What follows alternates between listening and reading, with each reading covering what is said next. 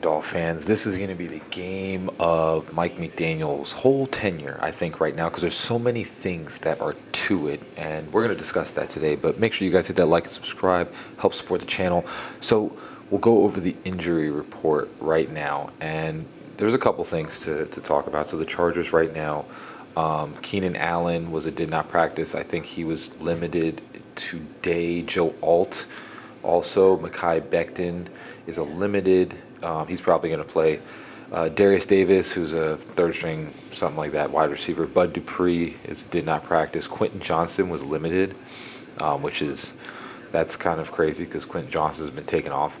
Denzel Perryman, Jamari Slater, and Jasir Taylor all limited and did not practice, with Trey Pipkins with a knee, Quentin Johnson with a hamstring, Bud Dupree with a hamstring, and Mekhi Becton with his hand. And then Keenan Allen didn't practice, but he's going to play. He's just getting a rest day. We'll go to the Dolphins, and Larry Borum has a thumb. He was limited, but I'm pretty sure he's going to play. Aaron Brewer, a pec. He was limited. And now we have to understand, too, like the injury report, it's like if they wake up and, their wrist hurts a little bit from something, they have to put that on the injury report. So Elijah Campbell, quadricep, your quad, limited. Terrell Dodson, concussion protocol. He's probably going to be out for a couple games. Storm Duck, ankle. He is limited, so that means he might be coming back pretty soon, which would be great. Really need that right now. Tua, hip and left thumb, he was limited. I'm pretty sure he's fine. Darren Waller, most likely was a rest day, and then Cedric Wilson with his knee. So first thing I want to talk about is the linebacker position right now, because Terrell Dodson is probably going to be in concussion protocol.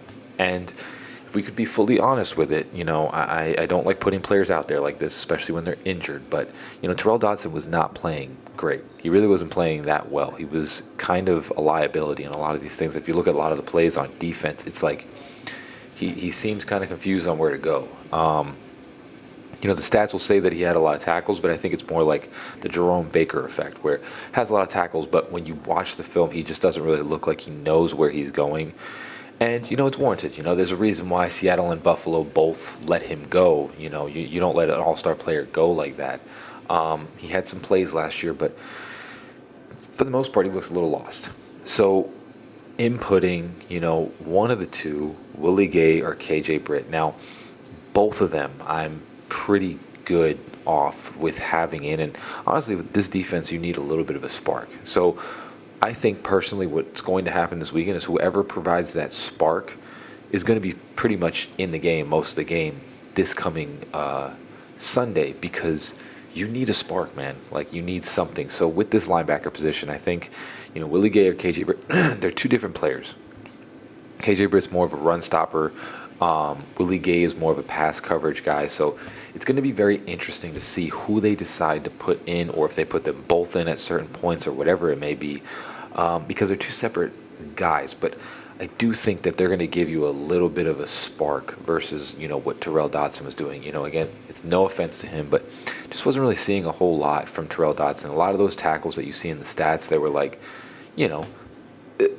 he happened to be at the back end and he's, helping people tackle, or tackling right when everybody missed. And, it's one of those things that it's kind of like the person just kind of went to him and he made the tackle, which, for the most part, you should be doing. But we'll see. Obviously we all know Willie Gay was really performing well in training camp and OTAs. He was a big name, and I'm personally looking forward, because I think KJ Britt is great. But I think Willie Gay just gives you that spark. You know what I'm saying? I think, even when we saw him in, what was it? Who did they play? I think it was like 2 weeks ago. We saw him in for a second. It was against, I believe, Buffalo, if I'm not mistaken. And he makes a tackle for a loss immediately when he comes in. I just think Willie Gay gives you that spark.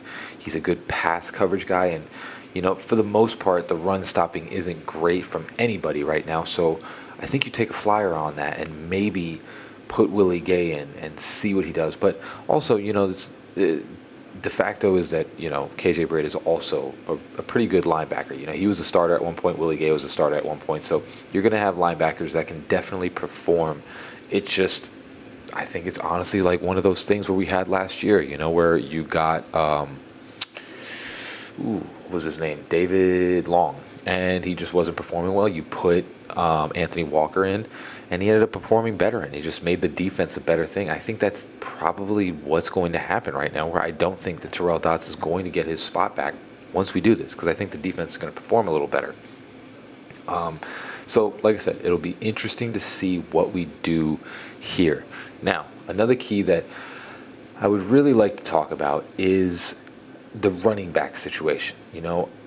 I know everybody loves Devon Achane, and I know he's a phenomenal player. I totally get it. But I think at this point, in order to become that physical style of team, there were some runs where Ollie Gordon got stopped in the backfield, Devon Achane as well, but I think Ollie needs to get a couple more snaps. I know you want to run Devon Achane a lot, and I know he's a great player. I think he's phenomenal, but I think Ollie needs to get some snaps directly up the middle, ISOs, power O's, running in the 3 gap or the 2 gap or whatever it is, just running up the gut. Because I think last Sunday, there were a lot of plays that, went for significant negative yardage. You know what I'm saying? Like a lot of screens, a lot of jet sweeps and all that stuff that went for like 4 or 5 yards, backwards, which what I perceive is that even on the least running play of Ollie Gordon, you still get maybe a yard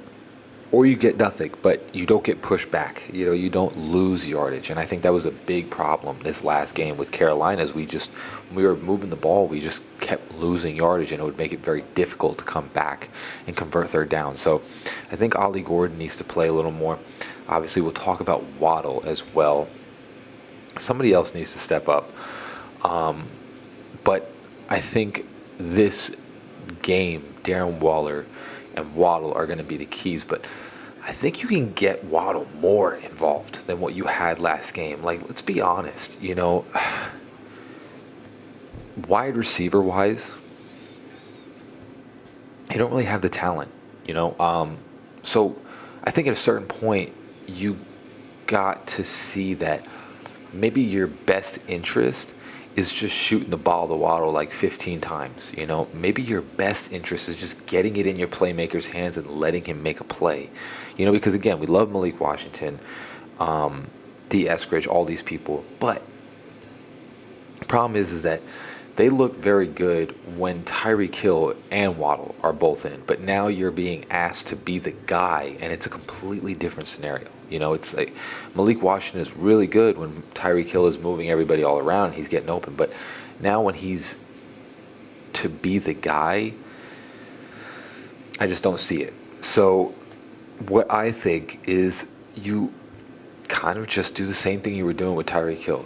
Get the ball in Waddle's hands more. Even 9 targets was great. And I know there was, one that, if the center snapped the ball right, probably would have had another deep bomb. But I would say your best interest right now against this secondary is just try and make the main target, the continual target is Waddle. Just get the ball in his hands, because, they're going to have a pass rush. They're going to have decent pass rush. Our offensive line has not been doing well. So instead of trying to do all these different trick plays like we did in Carolina and just kind of, went nowhere, let's just bring it back to basics. And the reality of the situation is that D. Eskridge, Malik Washington, Westbrook-Ikhine, I hope he gets a little more involved. I think he's a really good player, and I think he can make a difference. But just put it in your best guy's hands, put it in his hands. Throw it to Waddle 15 times, and just let him do what he can do. Because I think he's a stud. I think Jalen Waddle is definitely a stud. I think people underestimate him. So like I said, I think your best interest might just be to just design plays to get it to Waddle so that he can do something. And then every once in a while, you toss to Malik. And, I think also another thing with the wide receivers, you need to get Westbrook-Ikhine involved a lot more. It's like you look at Tennessee when he was there, he made some big plays. He made a lot of big plays for Tennessee. And I just think, him coming in here having one target, and that target was pretty much a screen, I don't know. I just think that's kind of stupid. Because there were plenty of plays where he actually was like a deep ball threat. Got to get him more involved. What's the next?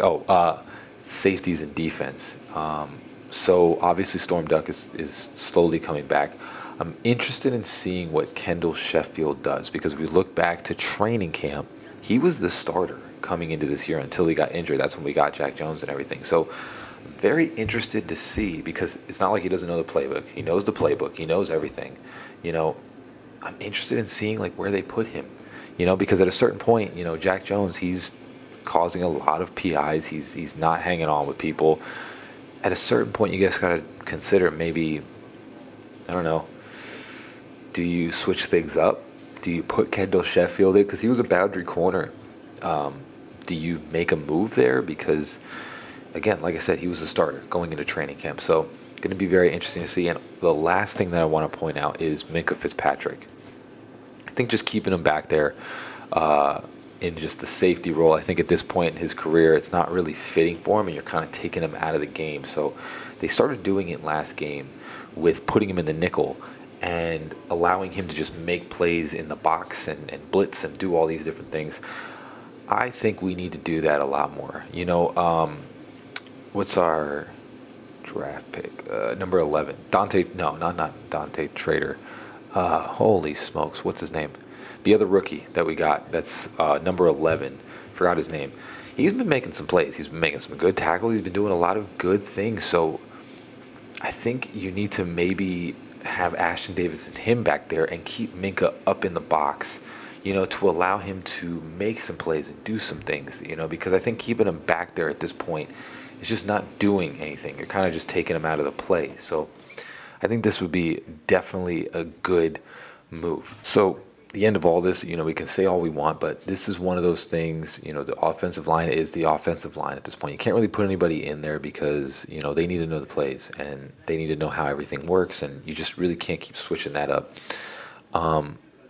This is Mike's game, this is one of those that not only are you playing, to win a game and get your record back on top, but you have the Justin Herberts, you have the Jim Harbaughs, you have that whole scenario where that's the route that the Dolphins could have went. Now they're also struggling. Take nothing away from them also struggling very similarly to the way the Dolphins are. It's just their kind of luck kind of bounced their way a little bit where ours hasn't. This is Mike's game. This is one of those that I think if Stephen Ross, you lose this game and you're 1-5 starting this season in year 4 of your tenure, I think Stephen Ross is not going to wake up happy. I think he's not going to be having much fun with this, regime anymore. And I think he's going to really consider making some moves. And we're probably going to sell a lot of players. But we'll see what happens. But I think this is the game that Mike really needs to have. Because on top of that, you kind of consider if you beat the Chargers, you're facing the Browns, you're facing another easy team. Now, I don't want to say easy, but you're facing not a playoff team. And then you're facing Baltimore, and it would be like you could get back to 3-4 and have the possibility where Baltimore is really struggling with injuries as well, and they're just not playing up to par either. You have a chance to, with this game, turn things around and kind of make your season different. And this is something that I think a lot of people need to understand. I know I'm always the overly optimistic, but we have started 2-6, 2-6, and then went 6-3. We've started 1-7, and then went 9-8. And we have started similarly to this, and then turned it all around. And there's a couple things that you can take into this is that the reality is that Tua is playing much better. He had a really bad game against Indianapolis, and then really has been playing better throughout the season. He's had a pretty decent year, like by all stretches of means. I have him in fantasy. He's performing almost as good as every other quarterback. So he's been performing very well. Achane has been very explosive. Waddle showed you he could be the number one. Against let's be real here. Even though the Carolina Panthers aren't great, J.C. Horn is better than any corner that the Chargers have. J.C. Horn is